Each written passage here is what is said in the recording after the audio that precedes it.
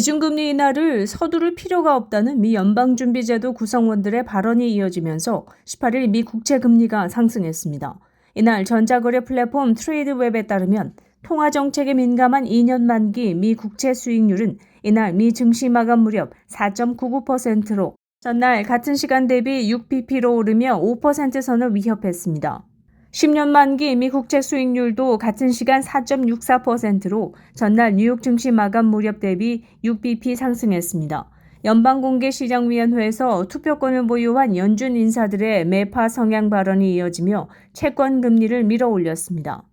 블룸버그 통신에 따르면 래피얼 보스틱 애틀랜타 연방준비은행 총재는 플로리다주에서 열린 공개연설에서 현재 긴축적인 통화정책은 경제활동을 늦추고 결국 우리를 2% 인플레이션에 도달하게 할 것이라면서도 하지만 지금처럼 다른 여건이 좋은 상황이 지속된다면 나는 그곳 2% 물가에 도달하려고 황급히 서두르지 않을 것이라고 말했습니다.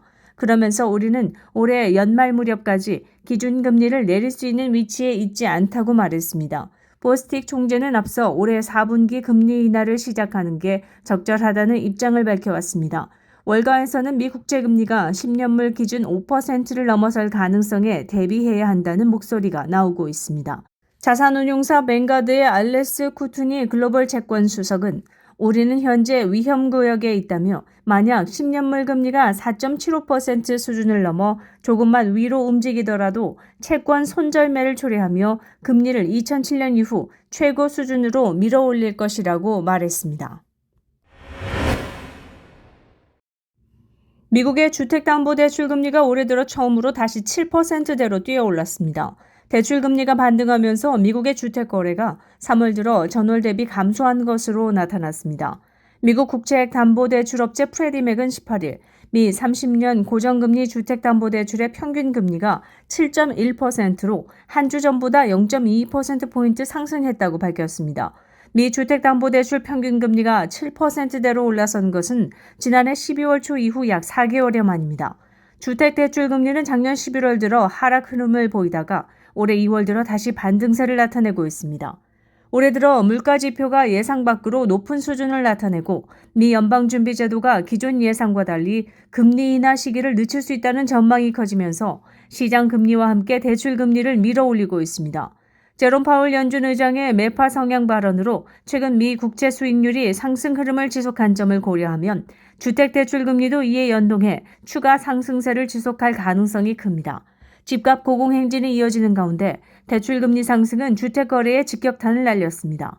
이날 전미 부동산 중개인협회 발표에 따르면 3월 미국 기준주택 매매 건수는 419만 건으로 전월 대비 4.3% 감소했습니다. 1년 전과 비교해서는 3.7% 줄었습니다. 미 주택시장 거래량의 대부분을 차지하는 기존 주택 거래량은 지난해 10월 들어 13년 만에 가장 낮은 수준으로 떨어진 바 있습니다. 그러나 1, 2월 들어 바닥을 찍고 반등하는 듯한 모습을 보이다가 다시 큰 폭으로 반락한 것입니다. 한편 일각에선 미국 부동산 업계가 수십 년간 유지해온 수수료 관행을 바꾸기로 합의하면서 현재 집값의 6%에 달하는 중개수수료가 인하될 것이란 기대감이 주택 구매 시기를 늦추고 있다는 분석도 나옵니다. 변경된 거래제도는 오는 7월부터 적용됩니다. 주택 매매는 통상 거래 종결까지 1, 2개월 이상 소요되는 게 일반적이기 때문에 3월 매매 건수 통계는 지난 1, 2월 구매 결정이 반영된 수치입니다. 윈티비 뉴스투데이입니다.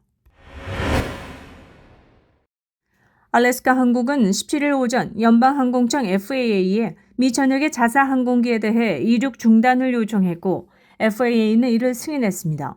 이에 따라 서부 시간 기준 이날 오전 7시 50분부터 1시간가량 알래스카 항공의 비행기 이륙이 중단되었습니다.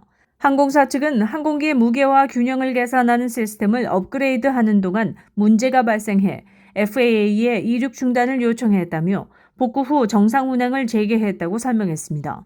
블룸버그 통신에 따르면 항공기의 정확한 무게와 균형 계산은 안전한 비행 운영에 매우 중요한 요소이며 항공기 출발 전에 수립돼야 합니다. 알래스카 항공은 시스템에 문제가 발생한 이유에 대해서는 밝히지 않고 이륙 중단으로 인한 항공기 지연이 하루 종일 지속될 것으로 예상한다고 설명했습니다. 작년 9월에도 유나이티드 항공이 소프트웨어 업그레이드 과정에서 발생한 시스템 문제로 항공기 운항이 일시 중단된 바 있습니다. 미국 내 전기차의 판매 증가가 마침내 주유소 업계에도 영향을 미치기 시작했습니다.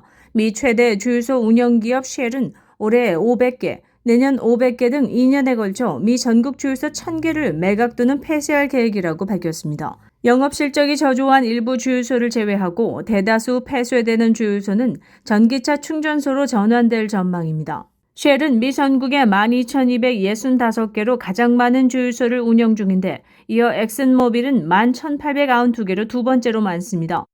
주유소 업계는 이번 결정으로 경쟁업체 주유소들의 전기차 충전소 전환이 가속화될 것으로 예상하고 있습니다.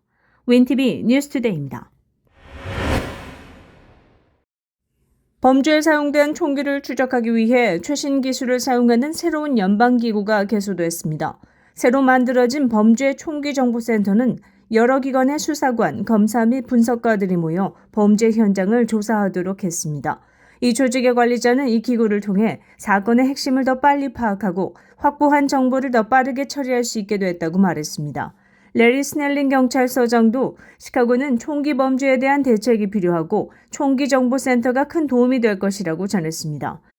17일 열린 개소식에는 미 법무부 차관, 경찰서장, 일리노이 법무부 장관 등이 참석했습니다. 리사 모나코 미 법무부 차관은 이 센터에서 13개 주의 법 집행기관이 함께 일하게 될 것이라고 말했는데 이 센터는 미국 3대 센터 중 하나입니다. 범죄 총기정보센터는 지난 2017년 경찰 행정연구 포럼 보고서를 통해 초기 모델이 수립됐습니다. 이 센터는 범죄에 사용된 총기의 이력을 추적하는 네트워크와 프로그램을 활용하고 시카고 각 경찰서와 연계해 범죄자를 추적합니다. 윈티비 뉴스투데이입니다.